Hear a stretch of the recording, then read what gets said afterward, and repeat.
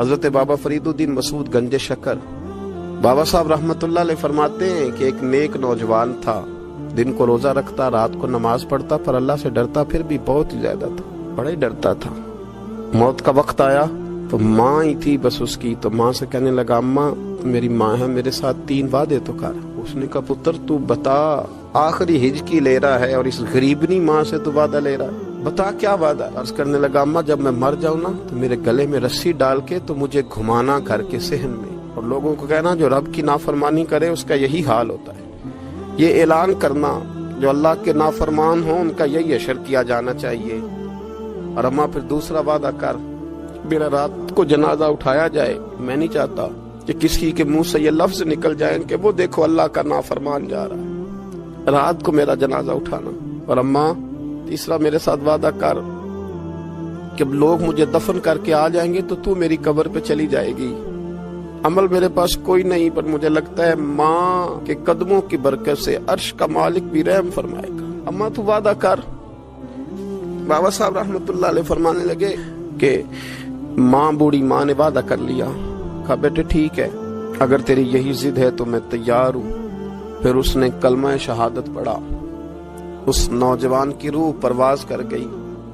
بوڑھی ماں نے رسی منگائی تو ولی من خاف مقام ربہ جنتان، جو ڈر جائے، اس نے تو کہا تھا نا کہ رسی ڈال کے گھمانا اور کہنا یہ اللہ کا نافرمان ہے، اس کا یہی اشر ہونا چاہیے تھا۔ لیکن جب ماں گلے میں رسی ڈالنے لگی تو گھر کے ہر کونے سے آواز آنے لگی، خبردار یہ رب کا دوست ہے، اللہ کے دوستوں کے ساتھ اس طرح کا معاملہ نہ کیا جائے، اسے چھوڑ دیا جائے۔ اور کہا تمہیں کچھ بھی اور کرنے کی ضرورت نہیں ہے، یہ تو رب کا دوست ہے اور رب کی بارگاہ میں حاضر ہو گیا۔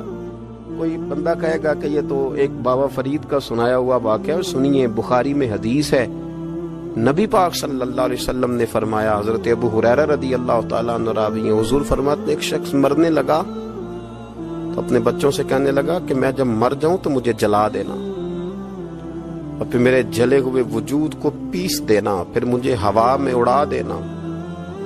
پتر مجھے اڑا دینا، مجھے بڑا ڈر لگتا ہے، اگر رب نے مجھ سے حساب پوچھا تو میں قابل نہیں ہوں، اڑا دینا مجھے ہواؤں میں، اگر اس نے مجھ سے حساب لیا تو بڑا سخت حساب لے گا۔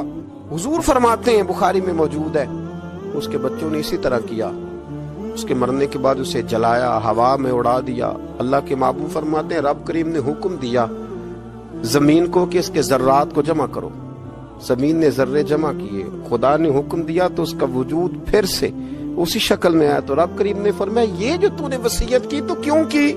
اللہ جانتا ہے کہ نہیں جانتا؟ یہ کی تو کیوں کی؟ تو رو پڑا، کہنے لگا اللہ میرے اندر تو طاقت نہیں تھی تیرے سامنے کھڑا ہو کے حساب دے سکوں، تجھے منانے کے لیے تیرے خوف سے ڈر گیا، میں ڈر گیا۔